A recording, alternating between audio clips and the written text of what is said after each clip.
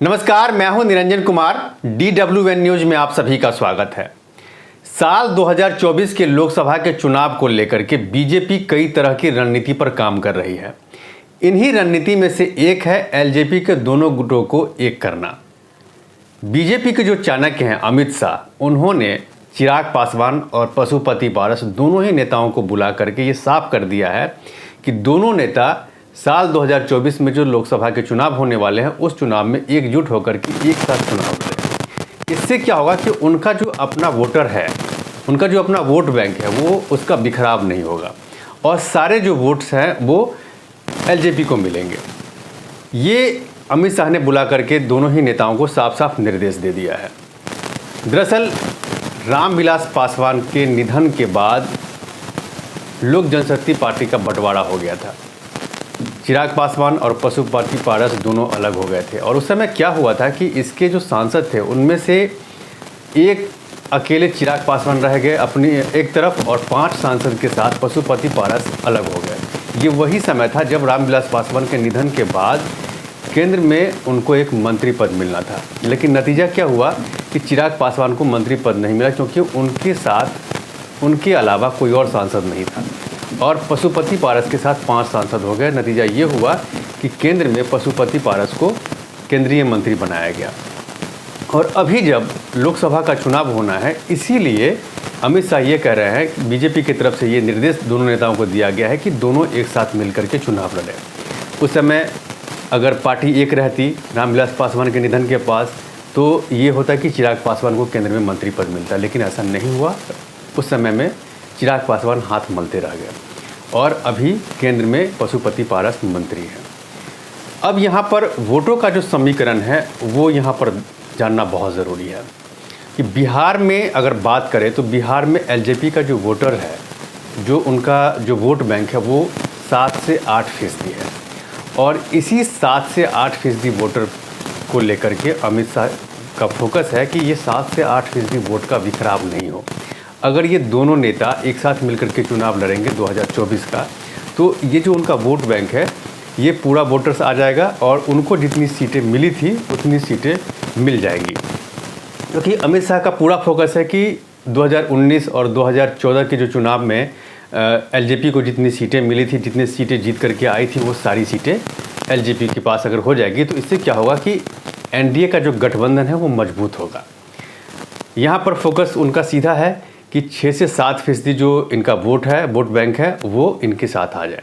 दूसरा रणनीति ये है कि वो जो पूरा दलित वोटर है वो लगभग 14 से 15% है बिहार में और उनका ये भी फोकस है अमित शाह का कि किसी तरीके से जीतन राम मांझी जो हैं उनको भी अपने गुट में शामिल करना। अगर वो ऐसा कर लेते हैं तो कम से कम उनके पास जो है सो अच्छा खासा वोट बैंक जो है वो मिल जाएगा। तो चिराग पासवान का दोनों गुट एक हो जाए और अगर जीतन राम मांझी अगर साथ में आ जाएं तो इससे एनडीए का जो कुनबा है वो और मजबूत होगा, उनका वोट बैंक और मजबूत हो जाएगा। यहाँ पर इसलिए ये मैं बताना चाह रहा हूँ क्योंकि साल 2014 में जब लोकसभा का चुनाव हुआ था उस समय भी एलजेपी को 6 से 7% के आसपास में वोट मिले थे और अच्छी खासी सीट जो है जीतने में एलजेपी को कामयाबी मिली थी। इसके साथ साथ जब साल 2019 में जब लोकसभा का चुनाव हुआ था, जब वो एनडीए गठबंधन के साथ मिलकर के चुनाव लड़े थे, तब भी एलजेपी को 7 से 8% के आसपास में वोट मिला था। तो यही अमित शाह का कहना है कि अगर दोनों दल, दोनों जो नेता हैं, अगर वो एक साथ अगर आ जाते हैं तो ये जो वोट बैंक है ये इसका बिखराव नहीं होगा और न ही कोई दूसरी पार्टी इसका फ़ायदा उठाएगी। एक और जो रणनीति है वो है नीतीश कुमार को लेकर के, क्योंकि नीतीश कुमार का जो वोट बैंक है वो है 18% है बिहार में। वो है कुशवाहा और कुर्मी का जो समीकरण है, उस समीकरण को भी वो तोड़ना चाह रहे हैं। उसमें अमित शाह ने भी यहाँ पर दांव लगाया है कि इस वोट बैंक को कैसे तोड़ा जाए। तो यहाँ पर एक चीज़ मैं बता दूंगा कि जैसे ही नीतीश कुमार ने आरजेडी के साथ गठबंधन किया था, उसके बाद में उनका जो मेन वोटर है, खास करके कुर्मी वोटर्स की मैं बात कर रहा हूँ, जिसको लेकर के नीतीश कुमार बिहार में राजनीति करते हैं, वो वोटर कहीं न कहीं नीतीश कुमार से नाराज है और कुशवाहा वोटर भी उनसे नाराज है। क्यों?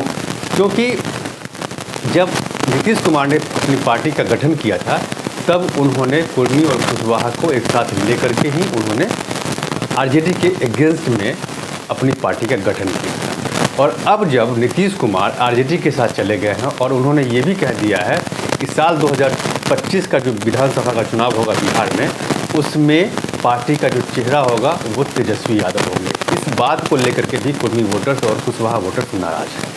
तो यहाँ पर इस वोट बैंक को भी तोड़ने की कोशिश होगी और इसके लिए क्या रणनीति है वो मैं आपको बता दे रहा हूँ। इसके लिए सबसे बड़ी रणनीति है वो है उपेंद्र कुशवाहा अभी हाल ही में जनता दल यूनाइटेड को से अलग होकर के उन्होंने अपनी पार्टी का गठन किया है। तो उपेंद्र कुशवाहा की पार्टी को एनडीए में शामिल वो कराएंगे और देर सवेर उपेंद्र कुशवाहा एनडीए में शामिल हो जाएंगे, क्योंकि उपेंद्र कुशवाहा को अभी तक जितना फ़ायदा एनडीए से मिला है उतना किसी पार्टी से नहीं मिला है, क्योंकि उन्होंने देख भी लिया है। 14 में वो सरकार के साथ थे, सरकार में मंत्री थे और उसके बाद पार्टी से जब वो अलग हुए उसके बाद वो उनकी स्थिति क्या है वो उनको अच्छी तरह से पता है। तो कहीं ना कहीं उपेंद्र कुशवाहा एनडीए ज्वाइन कर लेंगे, इसमें 100% सच्चाई है।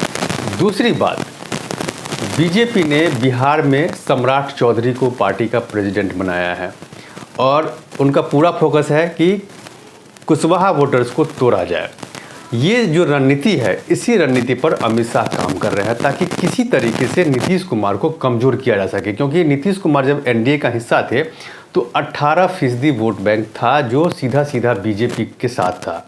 लेकिन नीतीश कुमार के अलग होने के बाद ये 18% जो वोटर है वो कहीं ना कहीं बीजेपी से अलग हो गया है। तो इसी 18% वोटर्स को अमित शाह का ये फोकस है कि इसको कैसे अपने पाले में किया जाए। यही वजह है कि अमित शाह ने चिराग पासवान और पशुपति पारस को कहा कि आप जो है एलजेपी एक साथ एकजुट होकर के चुनाव लड़े, तो 8% जो वोटर है वो एनडीए के साथ हो जाएगा। दूसरी बात, अगर जीतन राम मांझी अगर एनडीए में आ जाते हैं, एनडीए का हिस्सा बन जाते हैं, तो एक तरह से दलित समुदाय पूरा जो है वो एनडीए के साथ हो जाएगा, तो पूरा वोट बैंक उनको मिलेगा। उसके बाद कुशवाहा वोटर्स को तोड़ना है, क्योंकि कुशवाहा वोटर्स में उपेंद्र कुशवाहा को वो अपनी पार्टी में गठबंधन में शामिल करेंगे। दूसरी बात, सम्राट चौधरी को भी इसीलिए पार्टी का प्रेसिडेंट बनाया गया ताकि कुशवाहा वोटर्स जो है वो एनडीए के साथ रहे और कुर्मी वोटर्स कहीं ना कहीं नीतीश कुमार से नाराज है, तो इसका फ़ायदा भी बीजेपी को यानी एनडीए को मिलेगा। तो इन्हीं सारी रणनीति पर अमित शाह काम कर रहे हैं और यही वजह है कि पशुपति पारस और चिराग पासवान को कहा गया है कि एलजेपी एकजुट होकर के चुनाव लड़े।